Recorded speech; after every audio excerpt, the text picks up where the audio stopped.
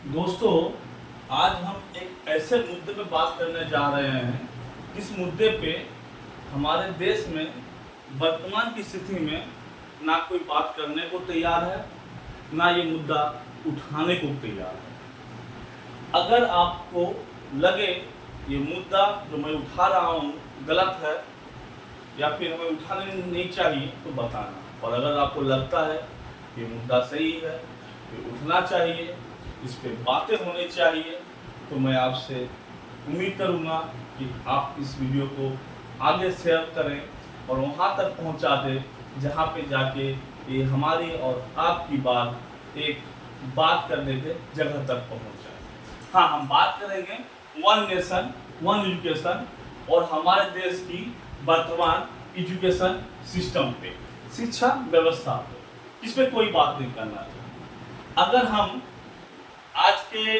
दौर के हिसाब से अपने शिक्षा को मोबाइल के लहजे में बांटें तो ये 4 जगह बढ़ चुकी है। Basic phone, smartphone, one plus, iPhone. बस समझिएगा, हमारी शिक्षा व्यवस्था इस तरह 4 जगह पे बढ़ चुकी है। मतलब अब आते हैं अलग अलग मुद्दों पे। एक सरकारी स्कूल व्यवस्था जो हर राज्य में उपलब्ध है, एक प्राइवेट स्कूल व्यवस्था वो भी उपलब्ध है, एक स्टैंडर्ड प्राइवेट स्कूल वो भी उपलब्ध है, और एक प्रेस्टिजियस प्राइवेट स्कूल। समझ रहे बच्चों? हमें दोस्तों, सरकारी स्कूल जिसे गवर्नमेंट स्कूल कहते हैं, private school, standard private school और प्रेस्टिजियस प्राइवेट स्कूल, इस 4 भागों में आज की परिस्थिति को हम आपको दिखाने की कोशिश कर रहे हैं। और सबसे बड़े हास्यास्पद बात यह है कि एक मुद्दा है आज के जमाने में इंग्लिश मीडियम, जिसे कहते हैं हम इंग्लिश मीडियम स्कूल। और आप देखेंगे इस सेक्टर को छोड़ के बाकी प्राइवेट, स्टैंडर्ड प्राइवेट और प्रेस्टिजियस प्राइवेट स्कूल जितने हैं सारे आते हैं एक इंग्लिश मीडियम स्कूल में, जहाँ पे हिंदी भाषा में समझाई जाती है। समझे बच्चे? ये सारे क्या है? प्राइवेट स्कूल है, इंग्लिश मीडियम स्कूल है, लेकिन यहाँ समझाने की एकदम बेसिक विधि जो है जिससे हमारे बच्चे चीज़ों को समझ सके वो है हिंदी भाषा या फिर कोई और भाषा जो बच्चों को उस मुद्दों को समझने में हेल्प करती है। और यह है हमारा सरकारी स्कूल जो है लोकल भाषा या फिर हिंदी मीडियम स्कूल कह सकते हैं इसे, या फिर लोकल मीडियम बंगाली हो, मराठी हो, स्कूल कह सकते हैं। लेकिन जो टीचर्स की रिक्रूटमेंट होती है सरकारी स्कूल में, स्टैंडर्ड प्राइवेट स्कूल में यहाँ पे होती है, उनका जो एलिजिबिलिटी होता है वो लेकिन समान है, यहाँ पे समान है। अब आते हैं उन मुद्दों पे जहाँ पे सोचने की अत्यंत आवश्यकता है। सरकारी स्कूल में क्या क्या होता है दोस्तों? वहां पे मिड डे मील भोजन फ्री है। मॉर्निंग में पढ़े तो, डे में पढ़े तो मिड डे मील आपको मिलेगी।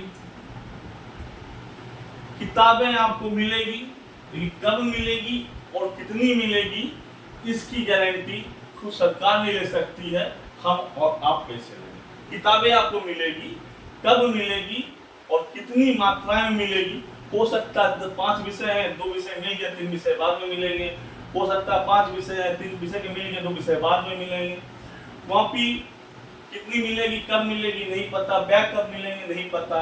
यूनिफॉर्म यहाँ मिलती है, फ्री में मिलती है, कब मिलेगी इसका किसी को नहीं पता। मतलब यहाँ पे खाना आपको रेगुलर मिल रहा है, इसकी सबको पता है, इसकी गारंटी है। लेकिन यहाँ पे दिक्कत है बच्चों, यहाँ पे जो खाना मिलता है उसकी कॉस्टिंग जो सरकार तय करती है, वहाँ पे क्वालिटी कॉम्प्रोमाइज होता है, क्योंकि इनका जो रेट होता है एक अंडे से कम की होती है। एक अंडे का जो प्राइस होता है उससे कम प्राइस में यहाँ पे मिड डे मील का परिवेशन किया जाता है। इसकी वजह से कह सकते हैं कि कॉस्टिंग की वजह से क्वालिटी कॉम्प्रोमाइज होता है। बुक्स का मैंने बताया मिलेगी कब कैसे, यूनिफॉर्म मिलेगी कब कैसे पता नहीं। यहाँ पे, और ये सारे आपके हिंदी मीडियम या लोकल लैंग्वेज में पढ़ाए जाते हैं। टीचर यहाँ के सारे सक्षम हैं, क्वालिफाइड हैं, एलिजिबल हैं आपको उच्च स्तरीय शिक्षा देने में। और यहाँ पे आपको सेशन चार्ज, एडमिशन चार्ज भी नहीं लग रहा है। यहाँ पे आपको खेल कूद का भी माहौल मिलेगा, लेकिन यहाँ पे जो इशू आती है इंफ्रास्ट्रक्चर की आती है। किसकी आती है? इंफ्रास्ट्रक्चर की। अब आते हैं प्राइवेट स्कूल। ये वो प्राइवेट स्कूल है जो बच्चे यहाँ पे किसी कारण से सरकारी स्कूल में नहीं आ पा रहे, या फिर मीडियम इशू हो गया है, या Hindi Bangla English medium issue है, और ये बहुत बड़े घराने से नहीं होते हैं, लेकिन चाहते हैं कि अपने बच्चों को अच्छा से अच्छा शिक्षा देने का प्रयास करते हैं। मान लीजिए कोई एक 15 किलोमीटर 10 किलोमीटर का रेंज है, वहाँ पे कोई बच्चा का कोई मदर टंग बंगाली हो सकता है, हिंदी हो सकता है, और उस 5-7 किलोमीटर रेंज में पार्टिकुलर उस विषय का सरकारी स्कूल उपलब्ध ना हो, तो बच्चे कहाँ जाएंगे? इस प्राइवेट स्कूल में जाएंगे, जो एक कम रेंज की फीस होती है। यहाँ पे होती है कितने? 1,500 से 3,000 3,500 की मंथली फीस होती है। ट्रांसपोर्ट उपलब्ध हो भी सकता है और नहीं भी हो सकता है, इसकी बहुत सारी कंडीशन हो सकती हैं। किताबें मिलती हैं, टाइप किया होता है। यूनिफॉर्म मिलती है, टाइप किया होता है। मतलब ये आपका हो गया एक स्मार्टफोन।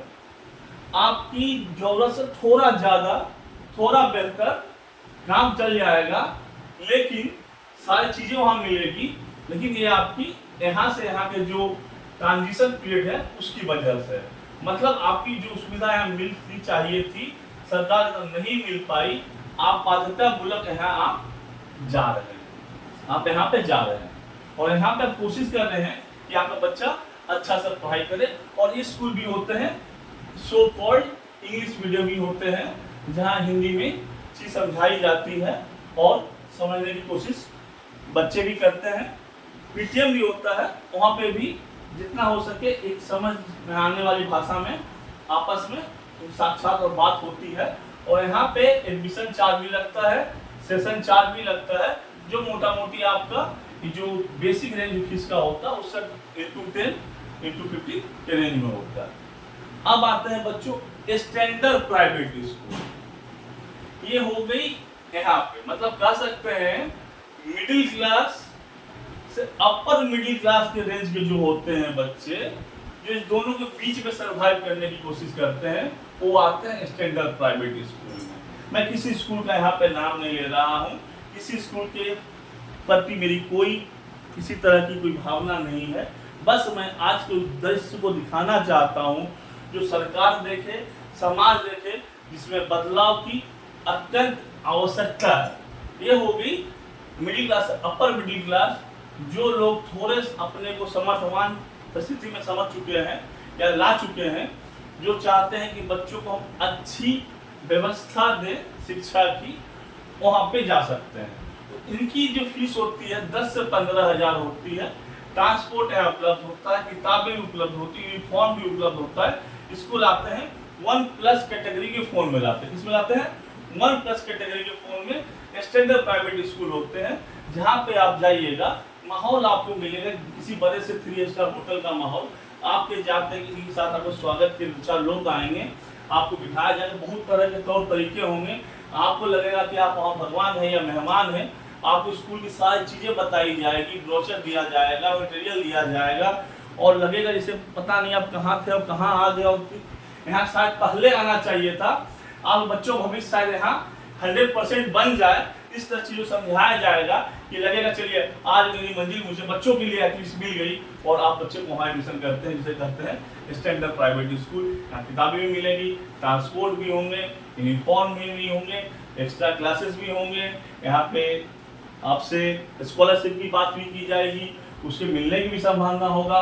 और जो एडमिशन करने जाएंगे, ऑफिशियली मुझे नहीं पता, लेकिन 70, 80, 90 हज़ार से लेकर लाख, 1.25 लाख, 1.5 लाख तक की एडमिशन फीस है यहाँ पे होती है, और जो कि मिडिल या अपर मिडिल क्लास बच्चों के लिए या उस परिवार के बच्चों के लिए वहाँ पे जाया जाता है। अब आते हैं प्रेस्टिजियस प्राइवेट स्कूल। जिस तरह से काम तो आपको ऑडी में भी हो जाए, मर्सिडीज में हो, मारुति में भी हो जाए, काम बेसिक फोन में भी, स्मार्टफोन में भी, वन फोन में, लेकिन अपनी प्रेस्टिजियस इशू जो होती है, मैंने एक होता है जहाँ पे आपको शो कॉज अपने आप को करना होता है, तो अपने आप को शो कॉज करना होता है, तो यहाँ पे आती है प्राइवेट प्रेस्टिजियस प्राइवेट स्कूल, जिसकी फीस 25 से 35,000 की हो सकती है महीने की।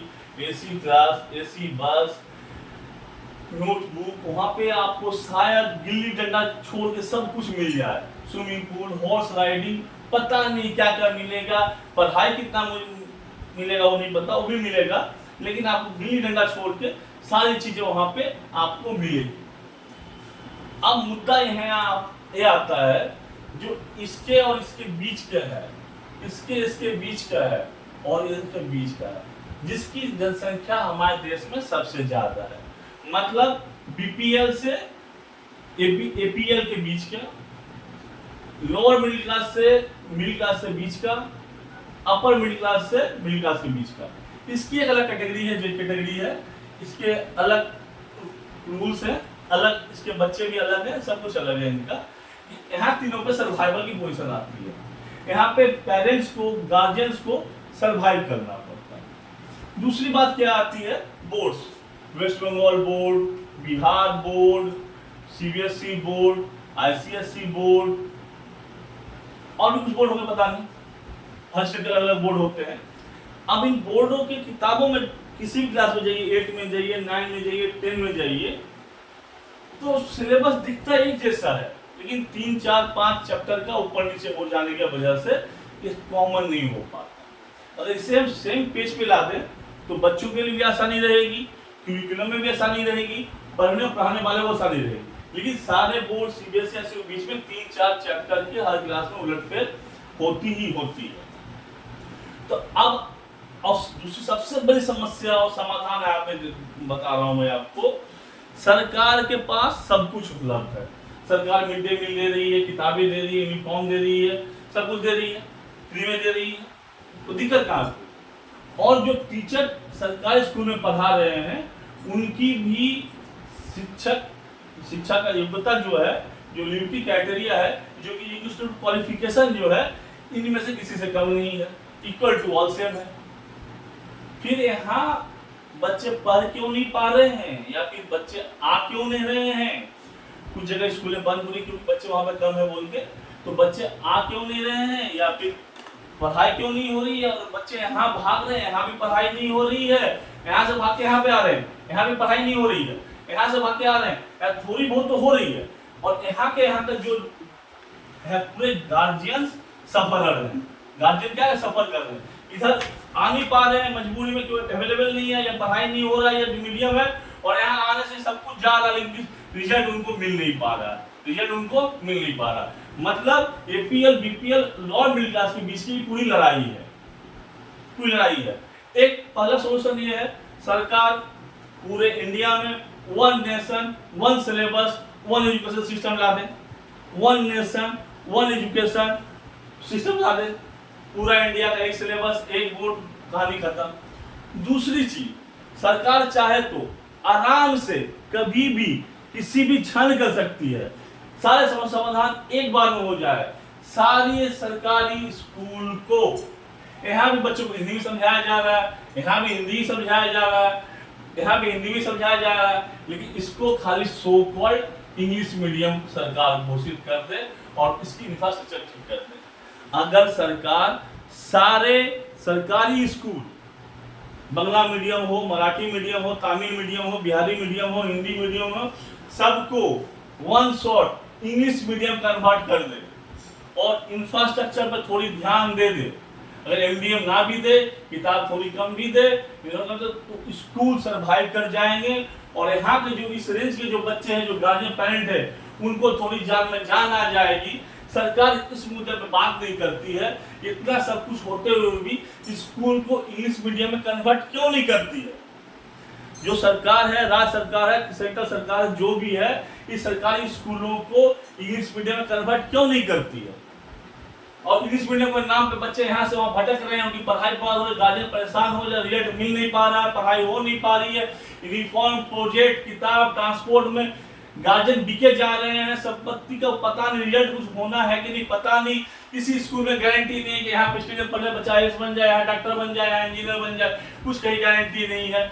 कुछ स्कूल अच्छी पढ़ाई करा रहे हैं, इसकी कोई दो राय नहीं है। मैं किसी स्कूल के पक्ष या विपक्ष में नहीं हूँ, मैं एक सिस्टम के पक्ष में भी नहीं हूँ, विपक्ष में भी नहीं हूँ। मैं जो मुद्दा है, जो सच्चाई है, उसको सामने लाना चाहता हूँ, ताकि सरकार इस पर ध्यान दे, इस पर बात करे, मीडिया हमारे देश की पर बात करे और सारे सरकारी स्कूल को इंग्लिश मीडियम में कन्वर्ट करे, ताकि जो मिडिल और अपर मिडिल की गार्जियंस की लड़ाई है, जो परेशानी है, जो 15,000 महीना कमाते हैं उनके लिए 1,500-2,500 महीना, एक बच्चों 2 बच्चों 5,000 का महीना फीस देना भारी पड़ता है, वो कहा जाए। अगर इसी सरकारी स्कूल को इंग्लिश मीडियम में कन्वर्ट कर दे, आपके पास टीचर्स अवेलेबल है, आपके पास बुक्स अवेलेबल है, आपके पास सेम क्वालिफिकेशन के टीचर अवेलेबल, जो प्राइवेट स्कूल से ज़्यादा बेहतर क्वालिटी के टीचर अवेलेबल हैं। आप थोड़ा सा अपने इंफ्रास्ट्रक्चर को ध्यान दीजिए, आप थोड़ा सा मीडियम कन्वर्ट कर दीजिए। देखिए कि देश के में शिक्षा का जो रफ्तार है, जो गति है, उसमें परिवर्तन आएगा और बच्चों के एजुकेशन में भी परिवर्तन आएगा।